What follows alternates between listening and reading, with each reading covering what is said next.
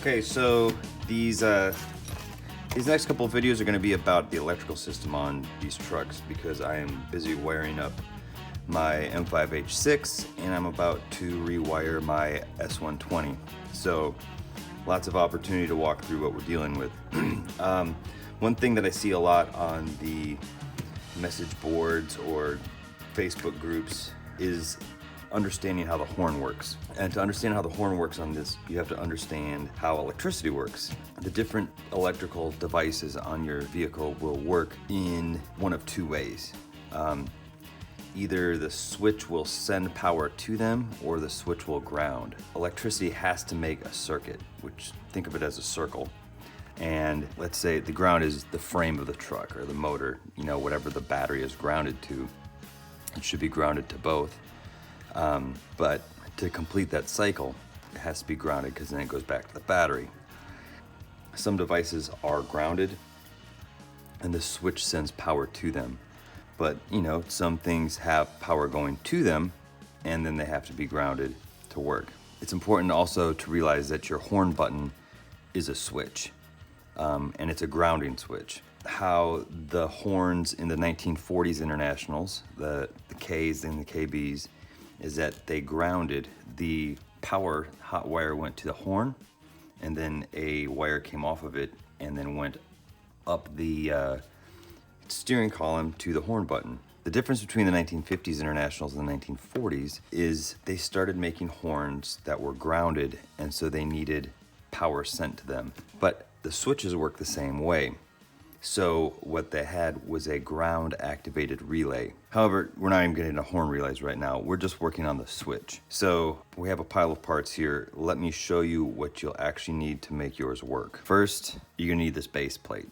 It's got these rubber parts right here that actually hold the button in. See?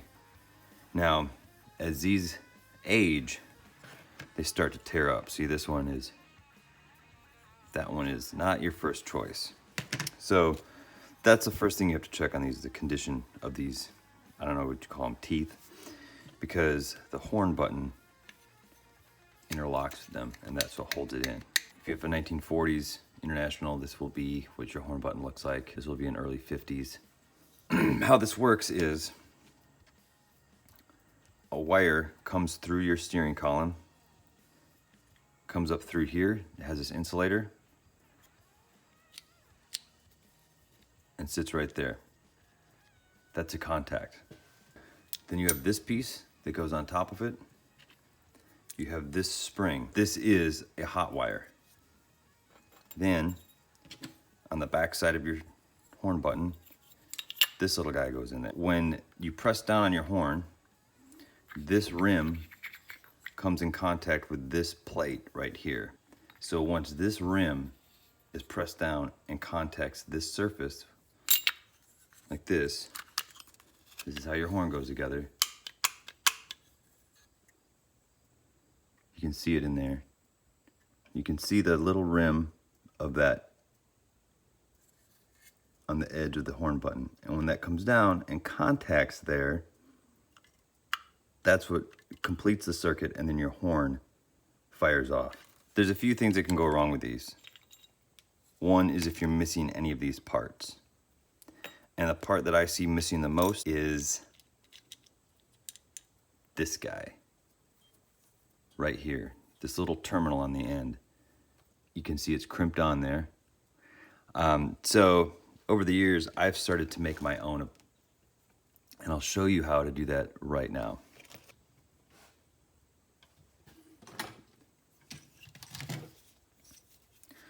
You want to get a wire here, you want to strip it,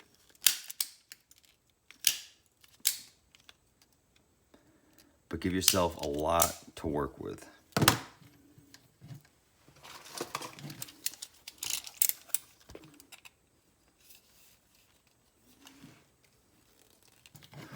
Now, this is a wire we're going to send through the steering column.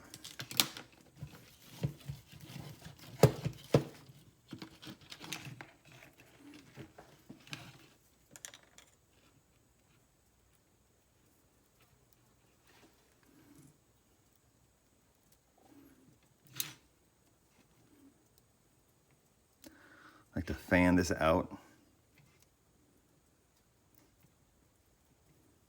Okay. And once you fan this out,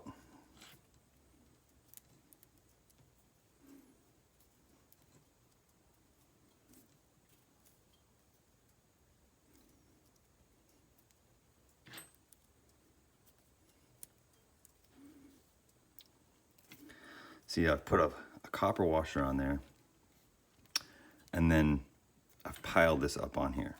Now with this guy here, we're going to solder this.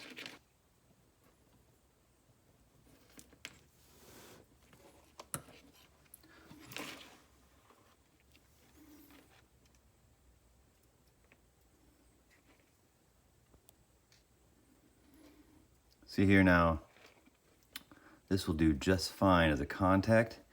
And at this point, I can actually file this thing and make it more of a shape that I want.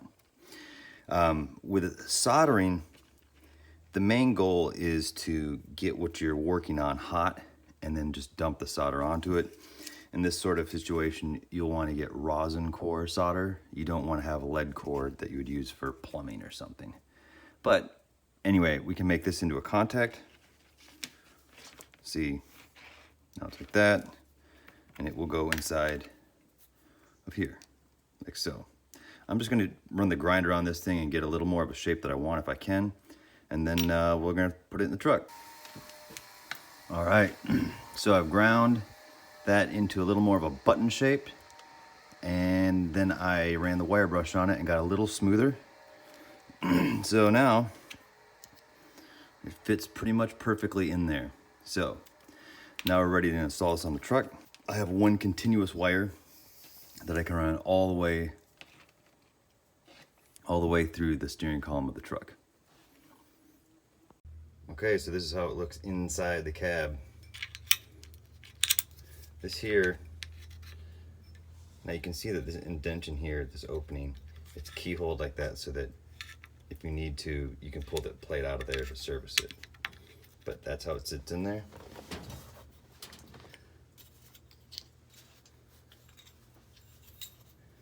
Then this will go over that. And your spring go right inside this cup, like so. Now notice that there's no horn when I do this.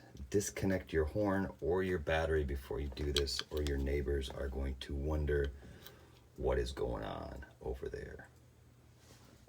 I had to set down my phone to get this button on here.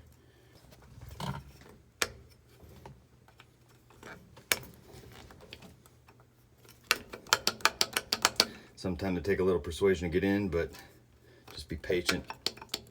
Try not to use a screwdriver or some type of prying tool to get it, and it should go in with no problem, or at least minimal problems.